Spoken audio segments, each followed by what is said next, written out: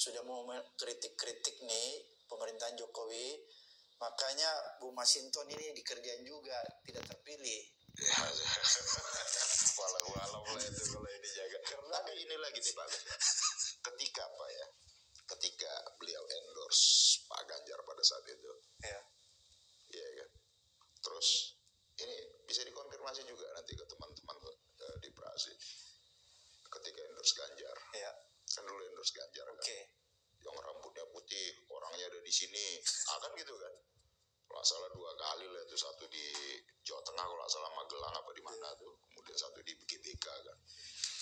Dengan pertemuan relawan itu, saya bilang, saya membaca begini, ini Mas Ganjarnya digunakan sebagai alat politiknya ini, bukan mendukung Mas Ganjar sebagai kawan, sebagai sahabat, bukan serius ya, sebagai sahabat yang harus didukung gitu kan. Tapi dia sedang menggunakan Mas Ganjar untuk manuver ke PDI sesungguhnya. Saya bacanya itu. Itu satu. Kemudian ketika Ibu Megawati, Ketua Umum kami, mengumumkan Mas Ganjar sebagai calon presiden pada 21 April, ya kan. Terus ada presiden juga Joko Widodo sebagai kader partai pada saat itu kan. Nah, kemudian setelah itu sebulan kemudian kan, sehari sebelum Lebaran itu kan, habis Lebaran nih, saya sebulan kemudian lah, teman-teman, baik itu teman-teman partai, teman-teman yang lain juga kan di luar partai, membaca ini presidennya kemana nih kan gitu kan, masih kader PDI dianggap kan, kayak 2 kaki nih, gitulah, Mama kalau di internal gitu kan, kayak 2 kaki nih, kayak nggak serius ya, tidak 1 kaki dukung Mas Ganjar nih kayak, walaupun udah diumumkan Bu Mega gitu. Terus saya sampaikan tuh, siapa bilang Joko Widodo 2 kaki, dia 1 kaki, tidak bersama kita. Saya bilang gitu. Sama siapa itu Bu Masinton sampaikan? Itu saya sampaikan itu ya, kira-kira tuh tanggal 21 April deklarasi kan. Kira-kira sebulan kemudian lah kan, mengamatin pergerakan politiknya ya kan. Nah, sebulan kemudian saya simpulkan begitu tuh. Sama PDIP. Iya. Di Prasi juga. Tapi pada saat itu orang PDIP masih percaya sama Pak Jokowi. Iya, saya dianggap belum percaya sama Masinton. Iya, saya dianggap sentimen aja tuh. Saya bilang begitu, saya bisa membaca itunya, bukan menduga-duga, tapi saya melihat langkah-langkah politiknya memang nggak bersama kita. Nah, itu dia tidak 2 kaki, dia 1 kaki. Dia jelas cuma 1 kaki ya. Iya, tapi tidak bersama kita, kakinya sama orang lain. Saya bilang, kalau 2 kaki kan asumsinya ada sama kita dan orang lain. Kalau di 1 kaki tapi nggak sama kita. Jadi memang dari awal Bu Masinton sudah lihat bahwa Pak Jokowi ini akan mengkhianati PDIP. Iya, saya membaca begitu Pak Ketua. Yakin pada saat itu ya? Iya, karena apapun dalam aspek kebijakan, saya kan DPR gitu ya, dalam pembuatan undang-undang, kebijakan lain-lain, saya nggak melihat tuh kita bicara dalam katakan gitu, sebagai partai ya. PDI Perjuangan itu partai yang selalu menekankan bagaimana pentingnya ideologi itu. Politik itu selalu mengedepankan aspek ideologi. Program itu juga mengedepankan ideologi, keberpihakan. Baik itu keberpihakan pada kepentingan nasional, keberpihakan kepada kepentingan rakyat kecil. Saya melihat kebijakan nggak ada tuh. Mana sih yang berpihak pada kepentingan nasional nih, saya pikir gitu ya. Lebih pada, ya kan, kalau ideologi marhain itu kan ya seberangnya ya tidak kapitalistik, ya kan, apalagi harus berpihak kepada kapitalisme kalau marhain kan. Ya, kapitalisme itu kan dianggap tidak memiliki keberpihakan kepada kaum marhain tadi. Turunan dari kapitalisme hari ini itu ya kebijakan dengan pasar bebas, neoliberal itu. Neoliberal itu kan tidak berpihak pada kepentingan kaum marhain, tidak berpihak pada kepentingan nasional kan, itu Pak Ketua. Saya melihat nggak ada itu dalam undang-undang Cipta Kerja contohnya, nggak ada tuh. Kemudian kita dipaksa untuk setuju dengan itu, walaupun kemudian Prasi memberikan catatan-catatan, tapi harus setuju semua tuh karena pendukung pemerintah.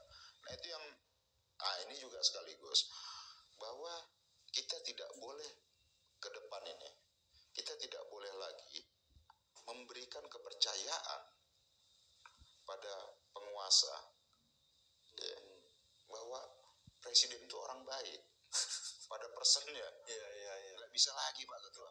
Selama ini semua apa yang diinginkan oleh Presiden Jokowi, iya Joko Widodo di parlemen itu semua diiyakan Pak Ketua. Baik itu dari sisi anggaran, legislasi, pembuatan undang-undang, pengawasannya juga begitu. Disetujui semua. Iya, setuju semua. Karena dianggap orang baik. Oh, presiden ini orang baik. Padahal tidak seperti itu. Padahal itu Pak Ketua. Padahal menyalahgunakan ya pakai topeng palsu aja. Kebaikan tuh topeng palsu aja kan. Nah, artinya apa? Bahwa ke depan itu kita harus membangun sistem yang baiklah yang mengontrol individu tadi. Ini kita terlalu berikan kepercayaan terhadap individu dan kemudian individu tadi merusak sistem itu malah. Dan dia mengkhianati sistem. Iya. Demokrasi yang baik itu kan dia membangun sistem, Pak. Kalau selama ini kita cuma andalkan kepada personal presidennya ya. Iya. Itu yang salah ya. Betul. Kekuasaan hari ini lebih parah lagi Pak Ketua. Kalau kita lihat dengan teori piramida itu segelintir elitnya ini dikasih mainan. Iya ya. Dikasih kuenya sangat besar, kemudian disiapkan perangkat jebakan di sini kan. Karena dia pegang siap-siap di Sandra ya. Iya, masukkan Sandra nih. Biar tinggal dicokol hidungnya kan itu. Di tengah kan nggak ada pertumbuhan. Di bawah suap pakai APBN. Kan gitu Pak Ketua. Itu yang terjadi sekarang ya. Betul. Nah kalau dengan teori piramida itu kan begitu. Di tengah kan nggak ada pertumbuhan. Itu yang disampaikan oleh ekonom dari UI itu, Khatib Basri kalau nggak salah. Yang menyampaikan ini potensi pengelolaan ekonomi yang nggak ada pertumbuhan di kalangan kelas menengah tadi itu ya. Yang pernah terjadi di Chili kan, Chilean paradox itu. APBN itu lebih banyak bikin bansos BLT cukup nyenang-nyenangi kan. Nah sementara untuk stimulan ekonomi kita itu kan masih APBN. Di kalangan kelas menengah nggak ada pertumbuhan. Nah kemudian kalau saya melihat nih Pak Ketua, hari ini apa yang layak mau dilanjutkan dari program pemerintah hari ini? Karena ini akan beban. Kalau program pemerintah hari ini dijalankan oleh pemerintahan berikutnya, presiden terpilih berikutnya, beban. Gak ada lagi hutang besar, iya kan? Program-program infrastruktur juga bermasalah. Kemudian beban untuk bansos, subsidi terus menerus itu juga beban buat APBN kita gitu kan. Kan itu yang dilakukan hari ini. Jadi ke depan itu apa yang mau dilanjutin menurut saya kalau begitu dibedah APBN ya nggak mungkin. Jadi hancur sudah ya? Ya hancur. Masa mau ada kehancuran? Presiden terpilih berikutnya kan dia harus punya ada prestasi dong. Berarti ya nggak ada. Ibu kota apa yang mau diituin? Itu nggak.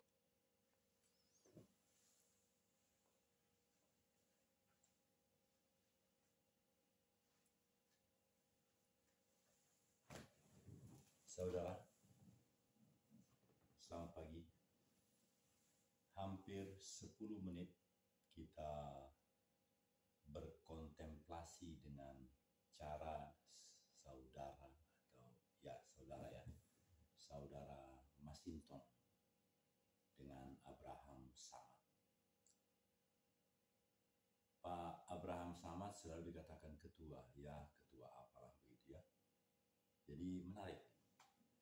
Percakapan ini serasa seperti kebenaran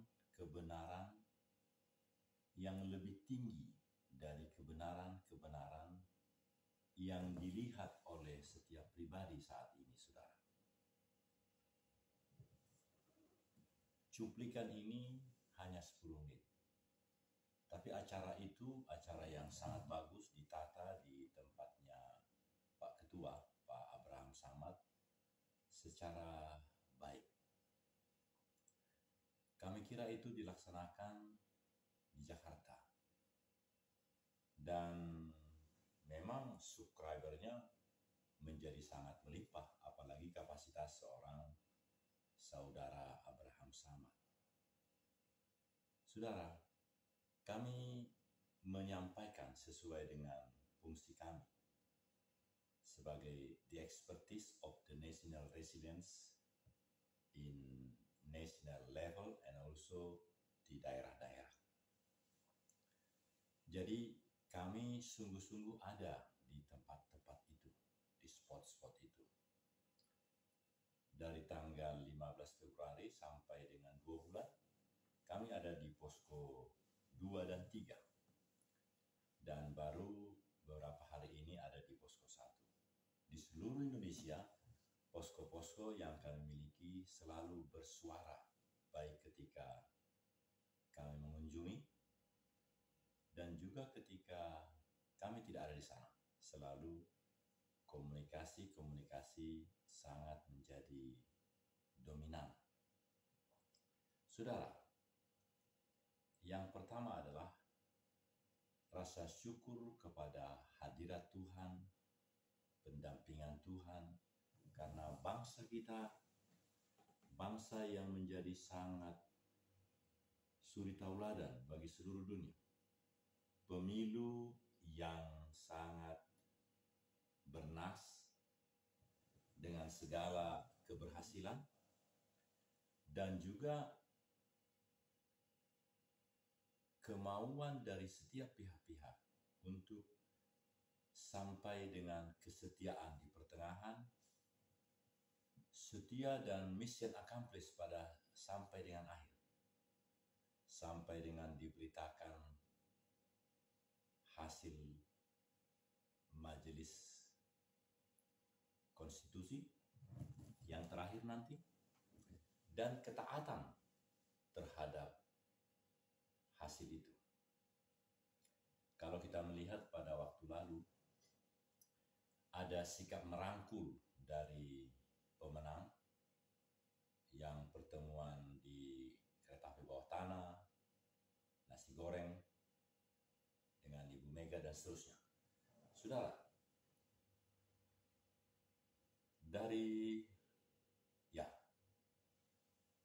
kami dari TCIDP, The Campus of Indonesianis Digitalis Pancasilais, kami bagaikan ada terus, tetapi juga tidak ada. Oleh karena itu, kami bagaikan adanya dunia maya sekarang yang lebih nyata dari yang nyata. Yang kami rasakan, Bapak Ibu, di tim the Center of National Advisory for the President of Republic Indonesia, NKRI 1945.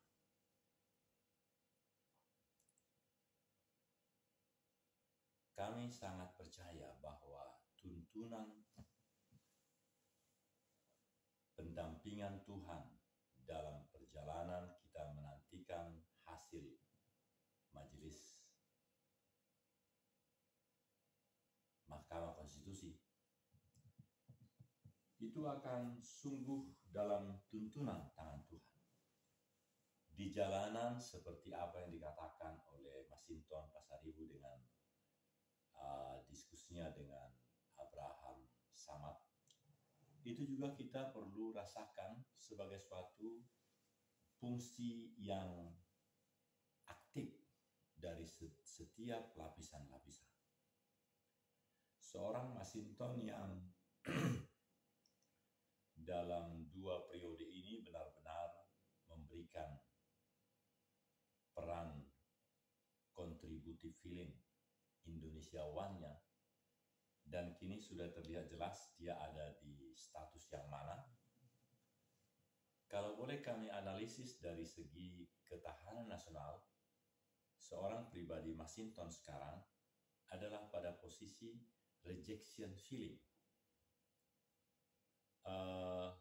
Bukan hanya not so-so, tapi rejection feeling. Jadi kita harus bedakan antara rejection feeling, supporting feeling, dan not so-so. Not so-so masih agak lebih mending, seperti disebut dengan 2020. Di negara Kanada, negara kedua terbaik dalam hal anti korupsi. Kalau yang pertama kan Cina. Kita bisa melihat, saudara-saudara, peran dari si A si B dalam segala kontemplasi yang kita laksanakan sekarang. Jadi dari sini Bapak Ibu bisa merasakan podcast mana yang memang memberikan kontribusi bagi saudara untuk melangkah ke depan. Sekarang ada kesempatan bagi kita untuk langsung switch off-kan pancaran dari kanal-kanal tertentu, dan kita boleh masuk kepada kanal-kanal mana yang memberikan kelegaan kepada kita. Di dalam usia mau ke 66 ini, saya makin merasa bahwa memang kehati-hatian, kemampuan melihat mana kawan, mana lawan, dan juga kesehatan yang makin prima, Bapak Ibu. Sebab dalam kesehatan yang fisik terdapat psiko yang sehat. Jadi makin diperlukan sikap-sikap parent yang memang menjadi suri tauladan kepada kita. Dalam pendekatan pertama ini, sila pertama, kita bisa melihat di seluruh negeri. Kami juga menyaksikan itu di posko-posko yang ada di setiap negeri, setiap pelosok Nusantara. Kita bisa melihat bagaimana potensi yang akan terjadi sebagai akibat daripada rejection feeling. Lalu juga supporting system feeling dan not so. Seberapa besar persentase? Menurut kami ketika tahun 1998 dengan kuasanya Soeharto 32 tahun dan momen-momen yang sedemikian, itu terjadi semacam pelengseran Soeharto. Dan kini kita bisa belajar benar dari situ. Seluruh komponen, seluruh pihak-pihak, di manakah posisi-posisinya. Maka dalam tema pertama ini kita makin menyadari kesadaran terhadap adanya adikodrati yang tak terbatas, yang unlimited dari Tuhan yang Maha Esa semakin nyata. Kalau pada 98 suasana itu ya ke arah itu, yaitu pemberian powerful, legalitas hukum, pendekatan massa, dan segala hal menjadi berputar kepada dominasi untuk melengsarkan seorang bernama Soeharto. Dengan kapasitasnya yang tentu sudah sangat luar biasa, membangun Indonesia selama 32 tahun. Saudara, yang kini baru 9 tahun.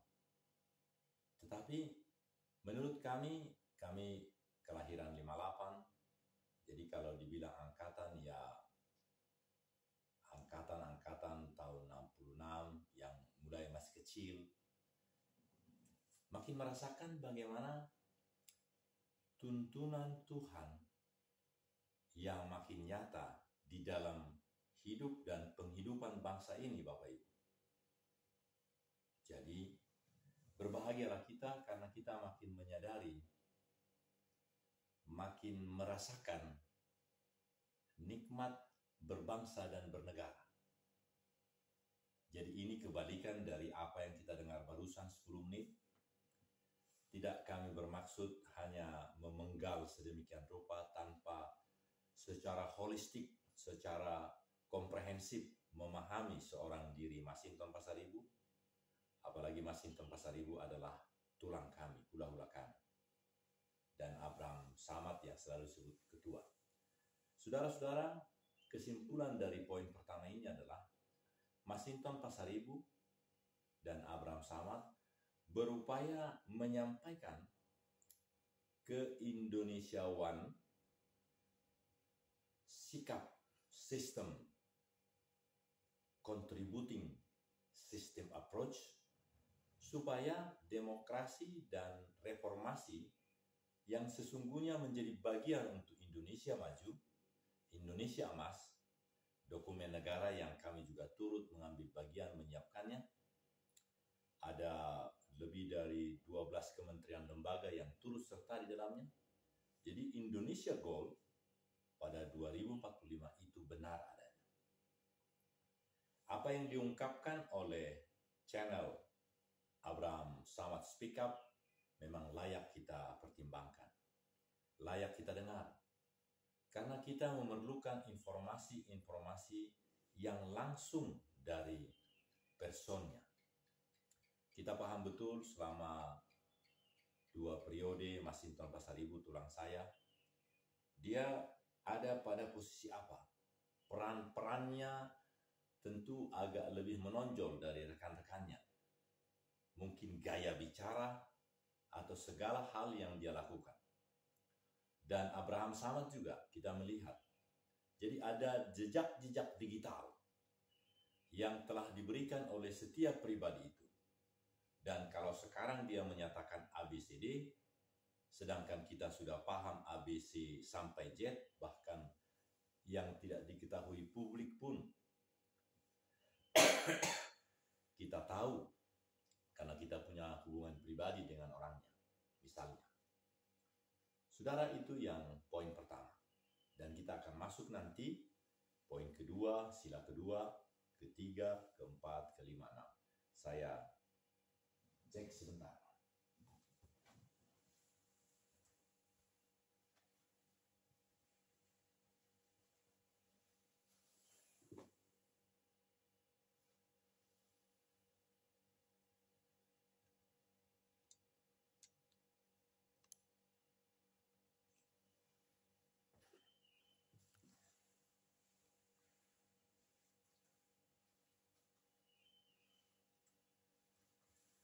Mari kita teruskan Bapak Ibu. Jadi kita sudah masuk di dalam pendekatan 4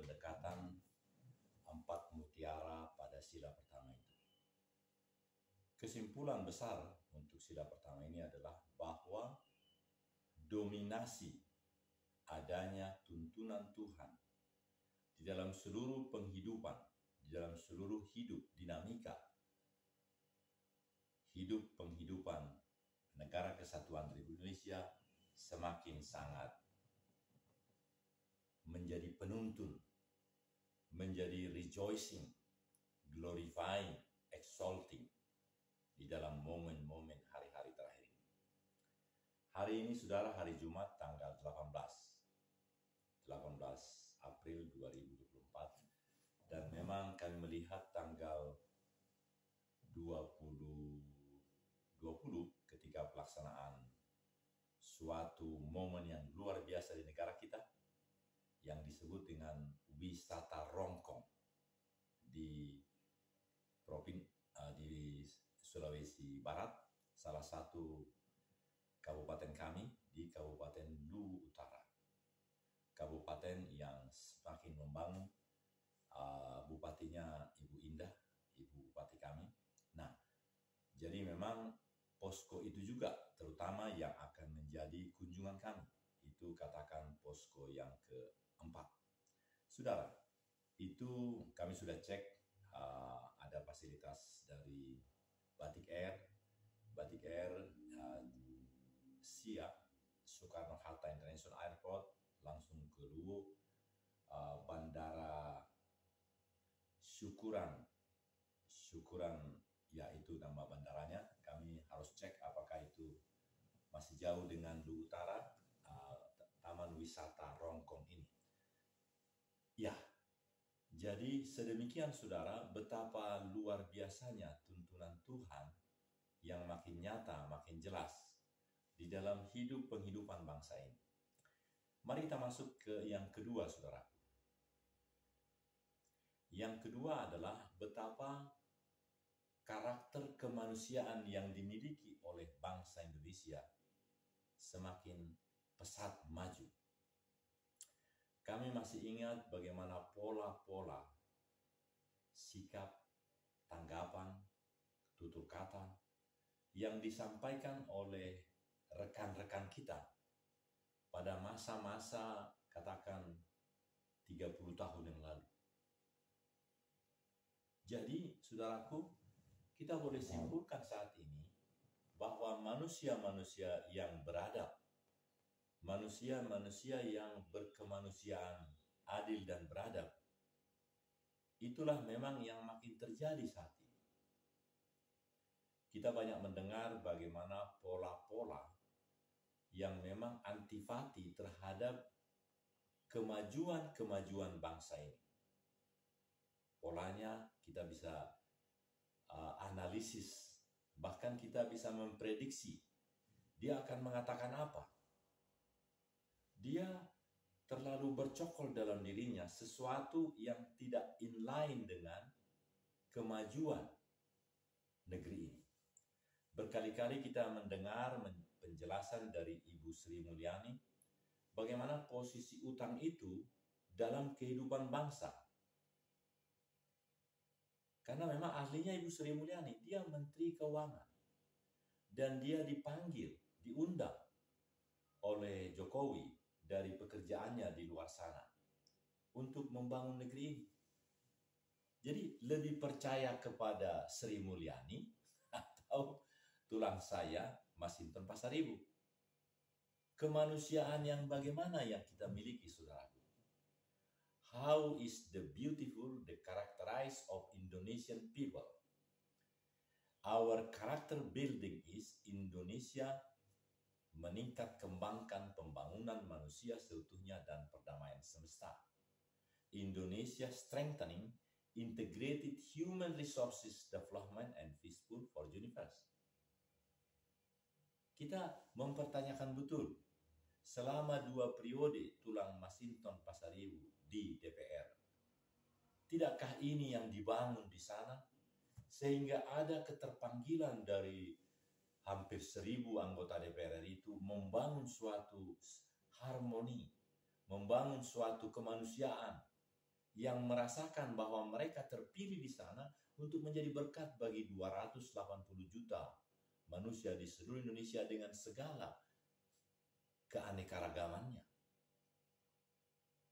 Saudara, jadi memang tidak selamanya apa yang diberikan oleh kementerian lembaga itu, oleh pribadi itu, akan menjadi inline dengan tujuan bernegara berbangsa. Kami ingat betul di The National Resilience Institute of Republic Indonesia, Lemhanas RI, tidak semua kolonel yang terbaik yang boleh masuk ke sana, dan akhirnya kolonel itu akan menjadi lebih baik. Tidak.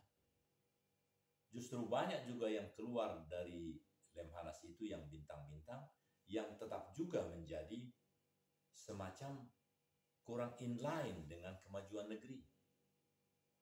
Kita menyadari penuh bahwa negeri ini, siapapun, pribadi apapun, selalu lengkap dengan kelemahan-kelemahannya. Lalu di manakah potensi, peluang, atau cara pihak-pihak untuk memberikan perannya di dalam kemajuan yang akan kita dapatkan? Itu yang terutama, saudara. Jadi dari sudut kemanusiaan yang adil dan beradab, kita akan sampai pada saat-saat itu. Banyaklah kelompok usia yang ketiga. Yang ketiga parent, yang pertama children, yang kedua youth, yang masih terpakai, yang makin bisa kita rasakan nilai-nilai utama, nilai-nilai instrumen, nilai-nilai praksis yang mereka sampaikan. Sayang sahabatku, adikku, Letnan Jenderal Doni Monardo telah terlebih dahulu dipanggil Tuhan. Jika memang saat ini masih ada yang makin sehat, makin bisa memberikan kedamaian dalam artian bisa menjadi supporting system, bisa menjadi menghilangkan rejection feeling. Rejection feeling juga yang memang dibutuhkan di dalam demokratisasi, di dalam reformasi. Jika tidak ada rejection feeling, maka akan sulit mendapatkan kemajuan-kemajuan.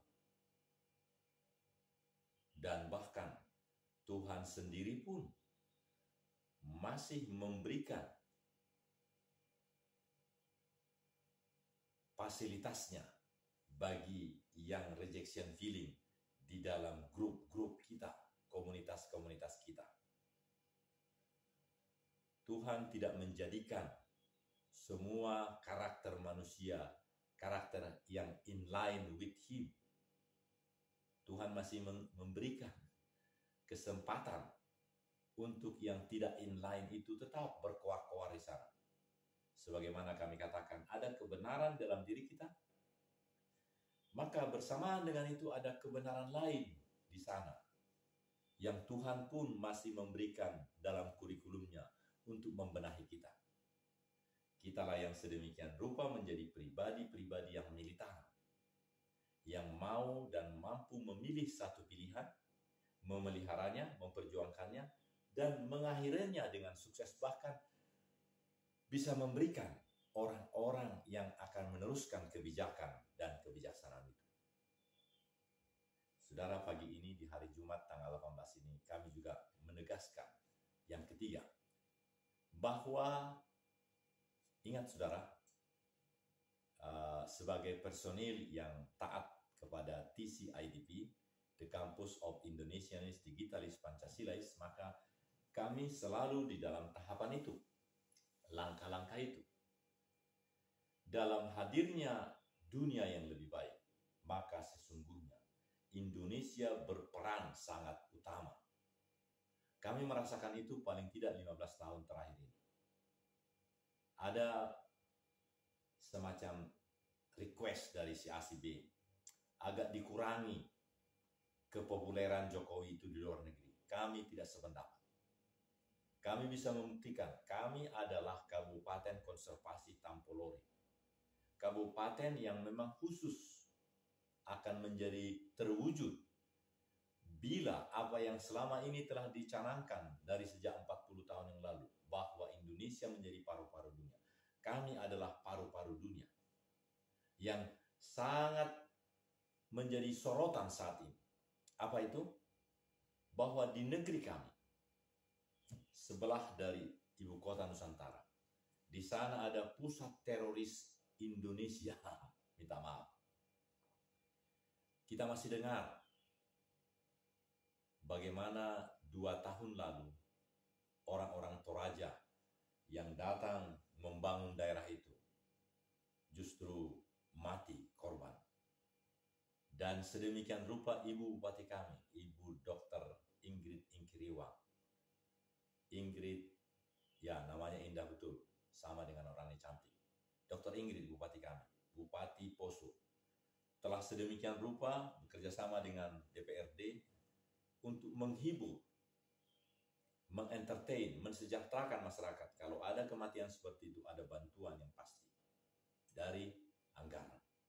Dan bahkan banyak yang lain yang dibuat sedemikian rupa supaya negeri yang disebut dengan Kabupaten Konservasi Tampolori, 6 kecamatan sekarang, 6 kecamatan Lori bersaudara, benar-benar terwujud segera untuk memastikan suku cadang paru-paru Indonesia, kalau ini sebuah kendaraan yang pasti menjadi paru-paru yang sangat sehat. Bukan hanya untuk Indonesia, untuk seluruh dunia. Jadi, kalau kita masuk di dalam pendekatan sila ketiga ini, oh saudara, persatuan kita, kesatupaduan Nusantara ini dalam mewujudkan ibu kota negara nanti sejak 17 Agustus akan berbondong-bondong pindah ke sana. Kami pun, perusahaan kami ada di sana. Sungguh, maksud kami PT Wijari Jarum Mantau dan perusahaan-perusahaan lain yang memang menjadi bagian untuk berkolaborasi membangun ibu kota. Kami selalu ada di sana.